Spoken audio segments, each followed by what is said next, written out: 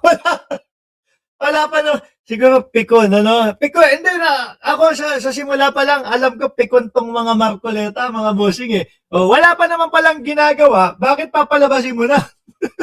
Point of order. Let us wait until he finishes, Yeah, and then I will just be allow me to recognizing him. finish. During the archiving of the impeachment, Mr. D booed and made a gesture of thumbs down at the VIP gallery of the Senate. All right. Honorable Marcoleta, but it is Let's pretend to apparent observe that proper decorum. the Honorable D hasn't committed anything yet which is not consistent to decorum. Would you like to say something, Honorable De Lima? Yes, Madam Chair, it is completely improper for our colleague here to raise that matter. And he has not Bakit gano'n yung mga Marcoleta, ano? Sa Kongreso, merong Marcoleta. Sa Senado, merong Marcoleta, mga bossing. Sabi ni I am Batman, mema lang. Bisit, sabi ni Yulet Reyes, mema lang siya. Yes, ko po. cited any act of misconduct or misbehavior on the part of Mr. Kiko D. And alluding Would you to like that, to make a alluding- motion to that effect? Yes, my motion is to strike out the manifestation. Second, Madam Chair. There is a motion to strike out from the record the manifestation of the Honorable Marcoleta. The same has been seconded. Is there any objection? Hearing none, the motion is granted. The manifestation of the Honorable Marcoleta is hereby ordered stricken out of the record. Dapat ho yata si Marcoleta pinapalabas sa Kongreso, mga bossing eh. Para nanggugulo lang ho, no? If there are no other matters which the members wish... Sandali lang ho, ha? Aatras ko lang, mga boss. Sandali lang. Aatras ko lang. Nagtatawanan yung mga audience eh, Asan ba yun? Ayan, nagtatawanan yung mga audience eh. Di ba? Sabi ni Cesar Reyes, puro kulang ang isip at utak ng mag-amang Marcoleta. Grabe kayo. Matters which the members wishes to discuss, the chair is ready to hear your most favorite motion. Move to adjourn, Madam Chair. There's a motion to adjourn. The same has been seconded. No objection. Our meeting is suspended until tomorrow, 10 o'clock in the morning.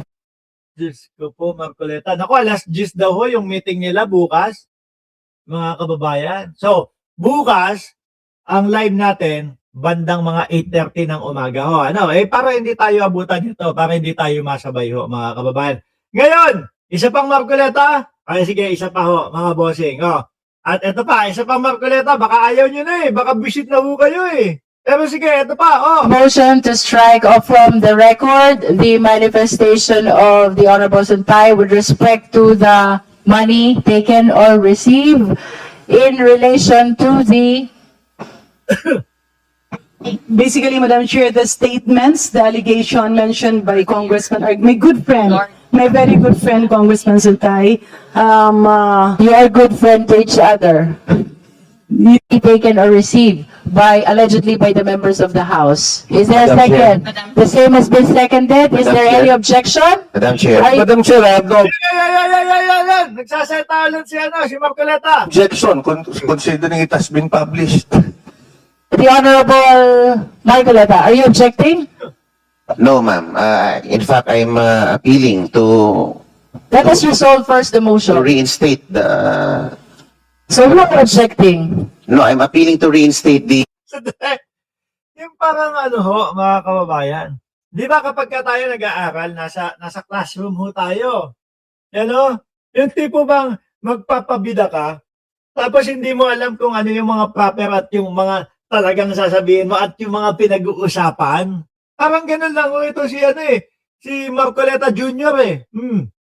The remarks earlier made by... The motion is still pending. It's not yet resolved. If there are no objection, Cannot object. then the chair Ganun object. approves the motions to strike off from the record the manifestation of about the money allegedly received by the House members from the manifestation of the Honorable Suntay. So ruled. Honorable Marcoleta. Go. Madam Chair, I'd like to appeal. I think the remarks earlier made by Is Honorable... that a motion for reconsideration? It's more of a manifestation, Okay, please manifest. Opo. The earlier remarks made by Honorable Suntay is an appeal for objectivity, impartiality, insofar as the proceedings of the Justice Committee is concerned. Ang binanggit po niya, if we will, no offense to the Grabe si Ma'am Violet, oh. Wala na sanang apo na Marcoleta. Grabe kayo! Samahan niyo doon sa mga sa mga Marcoleta. most of the members of the Justice Committee, there are 25 House members named in the affidavit of the 18 ex-Marines. 25 names, which comprise around 1/3 of the membership of the Justice Committee here, all present. The Honorable Marcoleta is likewise reminded to confine the manifestation to the relevancy of the current impeachment procedure. Tumayo na naman. Kada pasok, kada ni Marcoleta, puro malayo yung sinasabi. It is very germane, ma'am, because it boils down to the objectivity and impartiality of the members. Honorable Marcoleta, we have not reached even the determination of sufficiency in form, and the chair has stated already that the Justice Committee is assured of the impartiality of the chair, including all the members.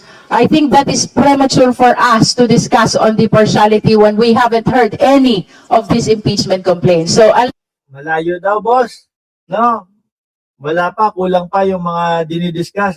Gusto mo nang tumalon. unless the manifestation has relevance to the current impeachment proceeding, the Honorable Marcoleta is requested to cease from making manifestation outside the subject matter of this impeachment proceeding. Diyos ko pala. Madam Chair, Oh, with due respect to the 25 members who were mentioned in the affidavit, Honorable Marcoleta, you are reminded by the chair already to confine to the subject matter of this impeachment. makulit! Gusto talagang